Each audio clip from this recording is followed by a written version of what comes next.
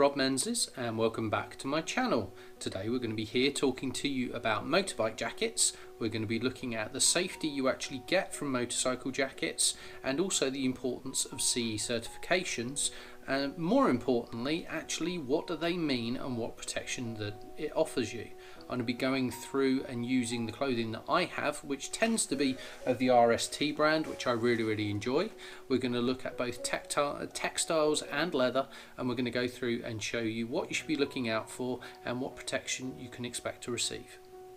Okay, so first thing we're going to dive into is this wonderful jacket behind me here. So this is the RST Tractech Evo 3 textile jacket. When we grab it and take a look at it, there's some positive features to it. So we can see that we've got some protection on the shoulders, we've got protection on the elbows, we've got a nice little speed hump here, which we can also see there is a back protector in it as well. So what we can see with this jacket is that when we open it up and look inside, we get the abrasion resistant CE certification. So this is actually certified on the 17092 level A certification for abrasion resistance. Sounds good, doesn't it?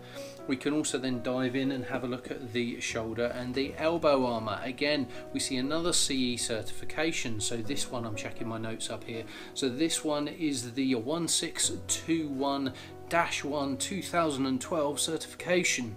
So again, it's all sounding really good. We've got C certification. It's going to protect you sliding down the road. It's going to protect you if you're falling off. And then we get to the back plate. Now the back plate is something quite special. Again, I'm checking on this one. It is the 1621-2 2014 certification. This jacket is fully CE certified. Why am I even making this video to tell you about it? Because it's a wonderful jacket. Well, recently I actually started looking and finding out what these certifications mean, and this is the reason I'm making this video for you, because you guys really need to start checking your equipment and understanding what it means. Basically, abrasion resistance. The way that abrasion resistance and certification is done, there is a big metal machine. It spins around to simulate speed. Once it's at that speed, it drops onto a bit of concrete, and if the material survives until the machine stops spinning, it passes. Simple as that on abrasion resistance. However, what you're going to be shocked at is the speed at which it does it. So this is a level A, as we've talked about. There's actually 5 levels. So let's talk to you about the levels. There is a level C, which is basically mesh and a bit of armour on. There's a level B, which is basically it's protective clothing, but it's got no armour on it. Level A is this one, which is protective clothing with armour. You then have level AA and level AAA, and basically the level AA and the AAA are higher standards. So this one is a pass for protective clothing with armour, but it's actually the lowest standard. Now I'm going to be referring to my notes up over here so that I can get things right as I'm talking to you, but let's talk about this one a little bit more, and then we'll bring in some others and talk to you a little bit more around where we should be. So first of all, abrasion resistance then, it actually has 3 different area zones. Zone 1 is elbows and shoulders. Zone 2, pretty much all of the back of the jacket. Zone 3, pretty much all of the front of the jacket. Okay, so we've got those that are on there.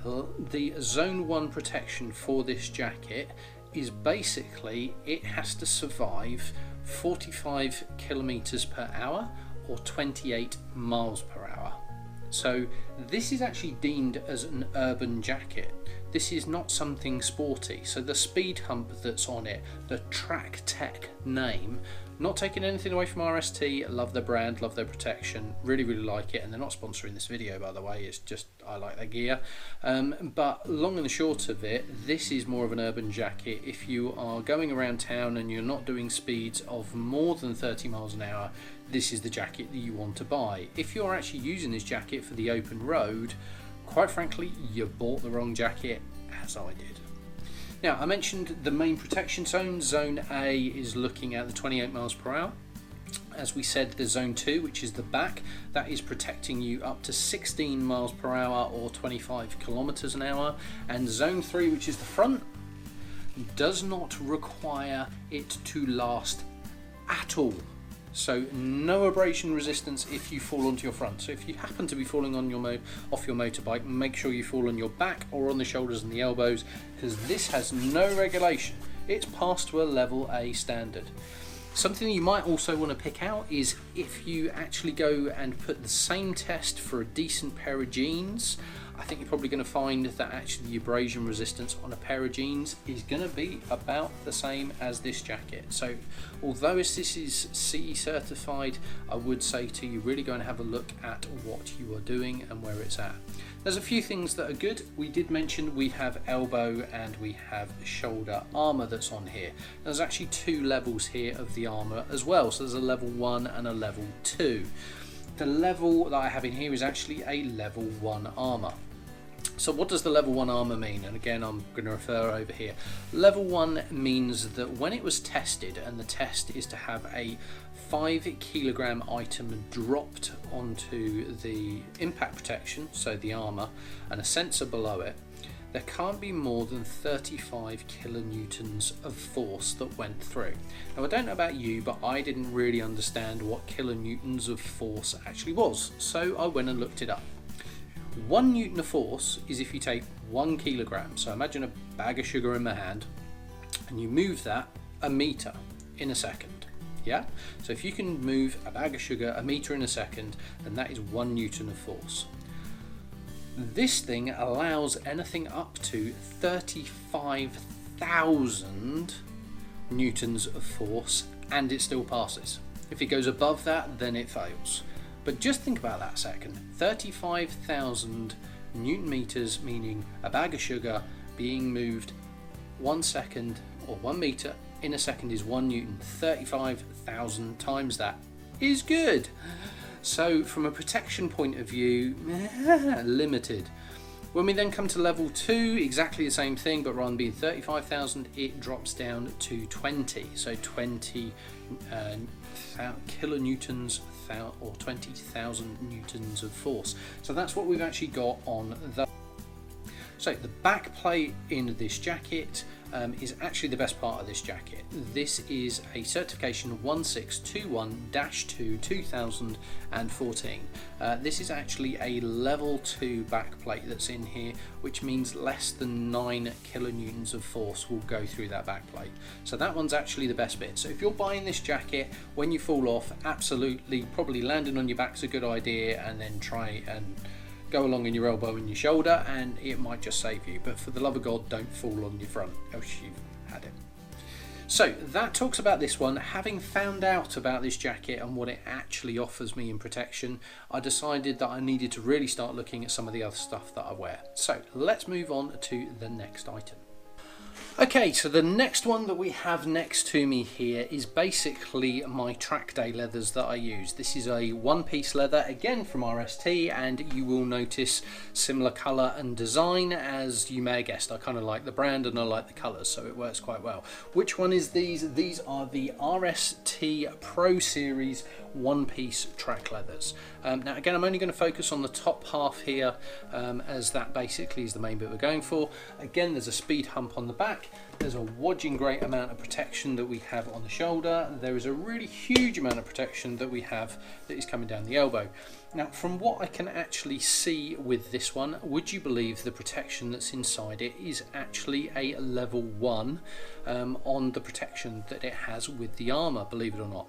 Now, the bit that's really nice with it though is that these leathers are covering for a AAA protection when it comes to abrasion resistance. So let's talk about this a little bit more. What is the difference in the categories? And I'm going to talk to you now a little bit more about what a AA and a AAA is. So let's start off with the AA, and again I'm going to look at the highest speeds only here. So I'm going to look at basically the area 1, so that's your shoulders and your elbows. The AA is actually looking at 70 kilometers an hour, which is 44 miles per hour. If we then move up to the AA, so AAA, which is what these are, this is actually offering you protection up to 120 kilometers an hour, which is basically 75 miles an hour. So really this higher standard is going to give you the protection you need. So really here's the message I'm trying to get across to you guys, is that we want to basically start considering around what protection you'll get for the riding you do. So if you are around town and you are urban, that earlier textile jacket is going to do you fantastically.